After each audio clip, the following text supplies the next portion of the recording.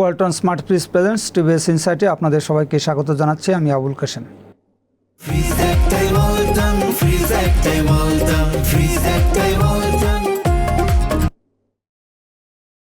প্রিয় দর্শক, আমরা আজকে কথা বলবো বাংলাদেশের যে ভর্তুকি, সরকার যে বিভিন্ন খাতে যে ভর্তুকি দেয়, সেই ভর্তুকির চাপ আগামী অর্থ বছরের বাজেটে কতটা আসছে। আপনারা জানেন যে আগামী 11ই জুন সরকার, বিএনপি সরকার তাদের প্রথম বাজেট দিতে যাচ্ছে এবং এটা তারা প্রায় 19 বছর পরে দিতে যাচ্ছে। কিন্তু এই 19 বছরে দেশের এবং আন্তর্জাতিক প্রেক্ষাপট অনেকটা চেঞ্জ হয়ে গেছে।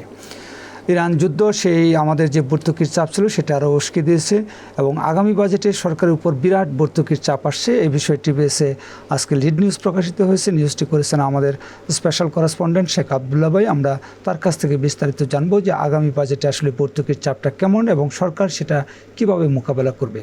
আবদুল্লাহ ভাই, আপনাকে স্বাগত জানাচ্ছি। ধন্যবাদ আপনাকে। আপনার আজকের যে নিউজ, যে ইরান যুদ্ধ হচ্ছে সরকারের উপর বাড়তি ভর্তুকির একটা চাপ সৃষ্টি করেছে এবং আপনি লিখেছেন যে প্রায় 1,20,000 কোটি টাকা আগামী বাজেটে ভর্তুকিতে বরাদ্দ থাকতে পারে। তো আমি যদিও আমরা কিছুটা জানি যে ইরান যুদ্ধের কারণে স্ট্রেট অফ হরমুজ বন্দর তেলের দাম বেড়ে গেছে, তার কিছুটা ইম্প্যাক্ট পড়ছে, কিন্তু আপনার কাছ থেকে জানতে চাই যে এই ইরান যুদ্ধের কারণে স্পেসিফিক্যালি কোন কোন জায়গায় কী পরিমাণ ভর্তুকির এক্সট্রা চাপ সৃষ্টি হচ্ছে।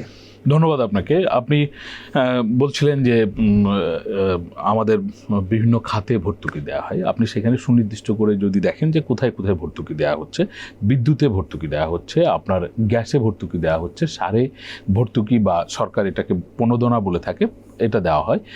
খাদ্যের সহযোগিতা করা হয় নিম্ন আয়ের মানুষদেরকে, সেখানে সরকারের একটা বড় ধরনের ভর্তুকি থাকে।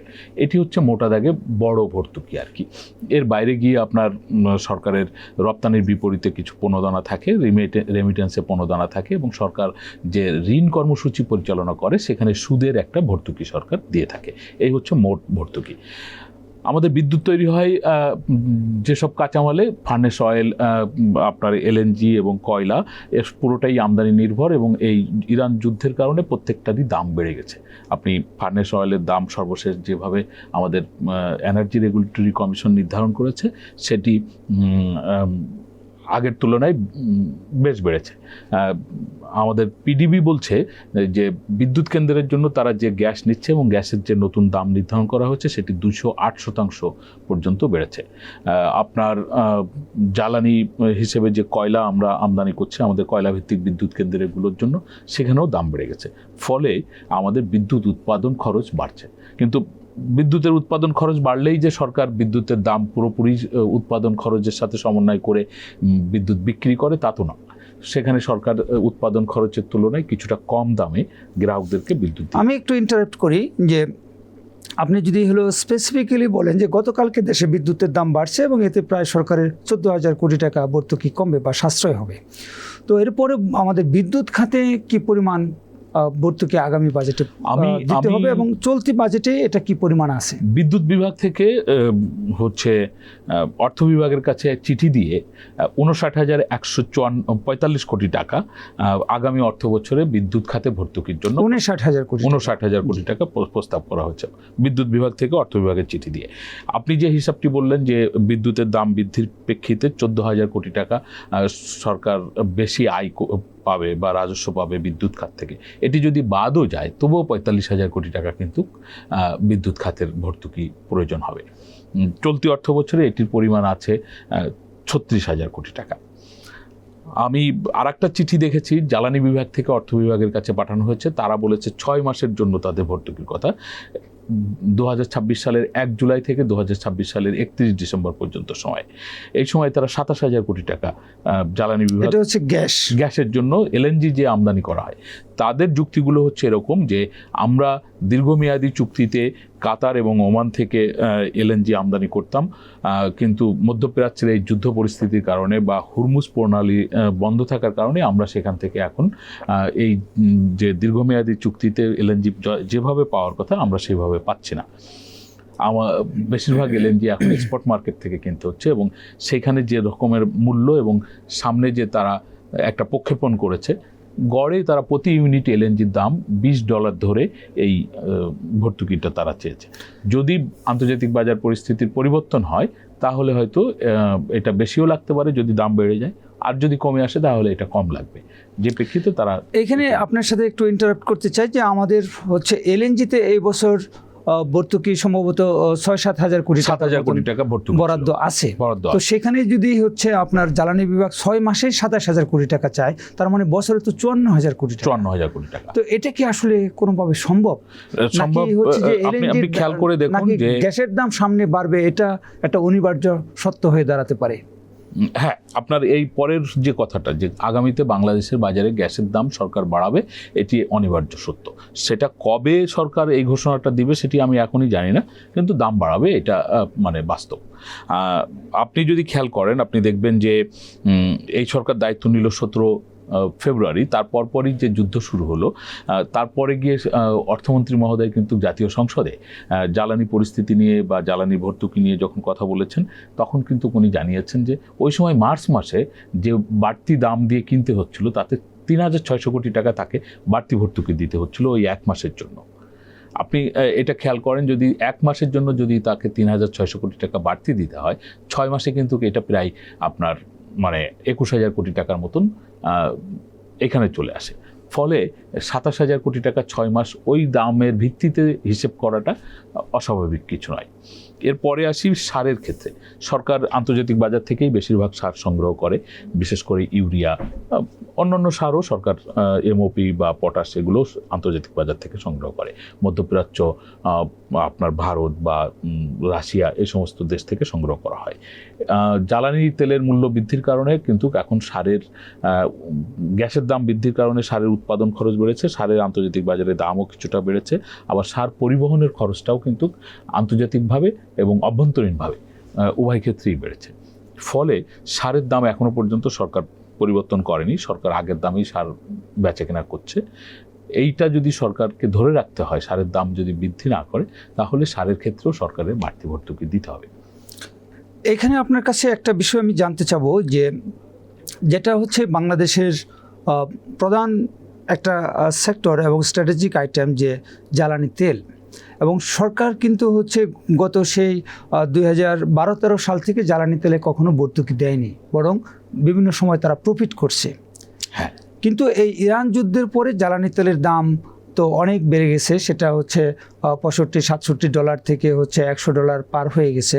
ফলে সরকারের এখানে এখন ভর্তুকি দিতে হচ্ছে, বিশেষ করে ডিজেলে। সরকার ডিজেলের দাম খুব একটা বাড়ায়নি, এবং আন্তর্জাতিক বাজারে অকটেনের চেয়ে ডিজেলের দাম প্রায় দ্বিগুণ, এবং বাংলাদেশে সরকার হচ্ছে অকটেন পেট্রোলের দাম বাড়িয়ে এখানে কিছুটা প্রফিট করছে, কিন্তু ডিজেলে তার হিউজ সাবসিডি আছে, কারণ ডিজেল কনজিউম হয় বাংলাদেশে সবচেয়ে বেশি। তো জ্বালানি তেলের ভর্তুকি আমাদের অর্থ মন্ত্রণালয় গত 13-14 বছরে দেয়নি, চলতি বাজেটেও হচ্ছে বরাদ্দ নেই। তো সামনে এটা কি হতে পারে আসলে? সামনেও কিন্তু এই বিষয়ে ভর্তুকির জন্য যে বিপিসি বা জ্বালানি বিভাগ আলাদা করে কোনো দাবি করেছে সেরকম কিন্তু আমি জানি না। আমি খোঁজ নিয়েছিলাম, তারা বলছে যে তারা মনে করে যে বিপিসির ইতিমধ্যে যে প্রফিট আছে, আপনি যেটা বলছিলেন যে দীর্ঘদিন ধরে তাদের যে প্রফিট আছে, সেই প্রফিট পাশাপাশি তারা এই জ্বালানি তেলের দাম সমন্বয়ের যে পদ্ধতির মধ্যে আছে, এটা অব্যাহত রাখবে।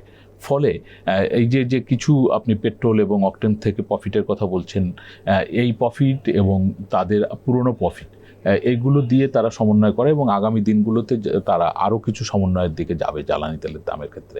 জ্বালানি তেল সরকার খুব বেশি ভর্তুকি এখানে দেওয়ার কথা চিন্তা করছে না, ফলে জ্বালানি তেলের দাম বিশ্ববাজারের সাথে আর একটু ওঠানামা আমাদের দেশেও সামনের দিনে থাকবে।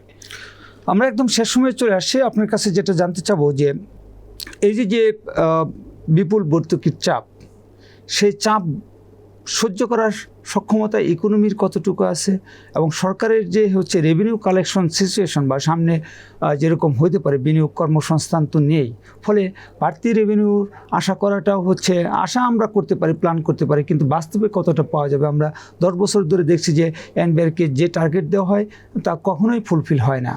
তো আগামী অর্থবছর যেখানে আরও অনেক বেশি টার্গেট দেওয়া হচ্ছে, এবং এই যে আপনার বড় ভর্তুকির চাপ আছে, সরকারের নির্বাচনী ইশতেহার পূরণের চাপ আছে, আরও অনেক প্রেশার নতুন সরকারে আছে, মানুষকে খুশি রাখতে হবে, তাদের ফ্যামিলি কার্ড সহ সোশ্যাল সেফটি নেট বাড়ানোর একটা চাপ আছে। তো এটা আগামী বাজেটে অর্থ বিভাগ কীভাবে হচ্ছে সমন্বয় করছে, কিভাবে এটা সম্ভব হবে বলে আপনি মনে করেন, সংক্ষেপে যদি বলেন। দেখুন, আপনি এস্টোরি করেছেন যে আগামী অর্থ বছরে সরকার প্রায় 9 লাখ কোটি টাকার বাজেট করতে যাচ্ছে, এবং সেইখানে সরকার রাজস্ব আয়ের লক্ষ্যমাত্রা নিয়েছে 6 লাখ কোটি টাকা, সামান্য বেশি, 6,03,000 কোটি টাকার মতো। যদি এই লক্ষ্যমাত্রাটাই থাকে তাহলে সরকারের কিন্তু বাজেটের ঘাটতি প্রায় 3 লাখ কোটি টাকা, এটা একটা বড় অংশ। এই ধরনের ঘাটতি সবসময় বাংলাদেশের বাজেটে ছিল, এবং এই ঘাটতি সরকার বেশ কয়েকটি উপায়ে পূরণ করে। ব্যাংক থেকে ঋণ নেয়, সরকার বন্ড বিল ছেড়ে ব্যাংকের মাধ্যমে কাছ থেকে নিয়ে নেয়। এটা সরকার সাধারণ জনগণের কাছ থেকে সঞ্চয়পত্রের বিপরীতে ঋণ নেয়, আর সরকার বিদেশি উৎস থেকে ঋণ নেয়। আমাদের দেশে বিশেষজ্ঞরা সবসময় বলে থাকেন যে বাজেটে ঘাটতি থাকবে এবং সেই ঘাটতি মিট আপ সরকার এইভাবেই করবে, কিন্তু এই ক্ষেত্রে তারা সরকারকে সতর্ক করে যে ব্যাংক ঋণ থেকে যাতে সরকারের একটা নির্দিষ্ট মাত্রার মধ্যে রাখা যায়।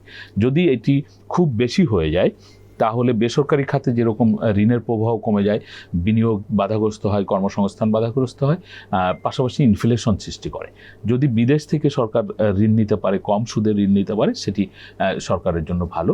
আর সরকার সঞ্চয়পত্রের বিপরীতে যদি ঋণ নিতে পারে, সেটিও এক ধরনের দেশের মানুষকে, যারা সঞ্চয়ের উপরে নির্ভর করে চলে, তাদেরকে একটা সুবিধা দেওয়া হয় পরোক্ষভাবে, একটা সামাজিক নিরাপত্তার কথা তারা এটিকে বলে থাকে। এবছরও সরকার সেই ধরনের পরিকল্পনা করেছে, এবং সেইখানে আমরা দেখেছি যে সরকার বড় অঙ্কের ঋণ অভ্যন্তরীণ উৎস থেকেই প্ল্যান করছে, এবং বৈদেশিক উৎস থেকেও সরকারের ঋণ নেওয়ার পরিকল্পনা আছে। কিন্তু বৈদেশিক উৎস থেকে ঋণ পাওয়ার ক্ষেত্রে সরকারের তো বেশ কিছু শর্তের বেড়াজালের মধ্যে থাকতে হয়। এবছরও সেরকমইভাবে সরকারকে থাকতে হবে। আপনি সর্বশেষ যেটি বলছেন যে রাজস্ব, সরকার কিন্তু এটি নিয়ে আসলে চেষ্টা করছে যে অর্জন করা, যে টার্গেটগুলোকে অর্জন করা, কিন্তু কতটা বাস্তবে হবে সেটি আমরা হয়তো আরও পরে গিয়ে বুঝতে পারবো। সরকারের পলিসিগুলো কেমনভাবে বাস্তবায়ন করা হচ্ছে তার উপরে নির্ভর করবে রাজস্ব অর্জনের অগ্রগতি। ধন্যবাদ আপনাকে। প্রিয় দর্শক, আব্দুল্লাহ ভাই শেষে যে শব্দটি বললেন বা যে কথাটি বললেন যে রাজস্ব আহরণে সরকার পরিকল্পনা করছে, আমরা আগের সরকারগুলোকেও পরিকল্পনা করতে দেখছি, কিন্তু সেই পরিকল্পনা আসলে কাগজে কলমে থাকে, বাস্তবে তার প্রয়োগ দেখা যায় না। এই অর্থ বছরে রাজস্ব আহরণের যে ট্রেন্ড আমরা দেখতে পাচ্ছি, তাতে আগামী অর্থ বছরের যে লক্ষ্যমাত্রা 6 লাখ কোটি টাকা, সেটা অর্জন করতে হলে বাড়তি 2 লাখ কোটি টাকা কিন্তু রাজস্ব আহরণ করতে হবে। যেটা হচ্ছে যে যদি অর্থনীতিতে বিনিয়োগ না থাকে, ব্যবসা বাণিজ্য যদি চাঙ্গা না হয়, মানুষের ক্রয় ক্ষমতা যদি না বাড়ে, তাহলে কিন্তু সেটা আসলে খুবই কঠিন হবে এবং অনেকটা অসম্ভবই হবে আমাদের অর্থনীতিবিদরা যেটা বলছেন। এবং সেটা যদি হয়, সরকারকে অবশ্যই তখন এই ভর্তুকি কমানোর জন্য আবার হচ্ছে জনগণের উপরে একটা দায় চাপাতে হবে, বিভিন্ন পণ্যের দাম বাড়িয়ে, বিশেষ করে গ্যাস, বিদ্যুৎ, তেলের দাম বাড়াতে হবে সরকারকে। আমরা চাই না যে সরকার এরকম অপ্রিয় সিদ্ধান্তের দিকে যাক। তারা রাজস্ব আহরণে আরও বেশি গুরুত্ব দিবে, যেখানে কর ফাঁকি হয় সেখান থেকে ফাঁকি রোধ করে তারা কর আদায় করবে। এটা আমাদের প্রত্যাশা। আমাদের শো যদি আপনাদের ভালো লাগে, আপনারা লাইক করবেন, শেয়ার করবেন। সবাইকে ধন্যবাদ।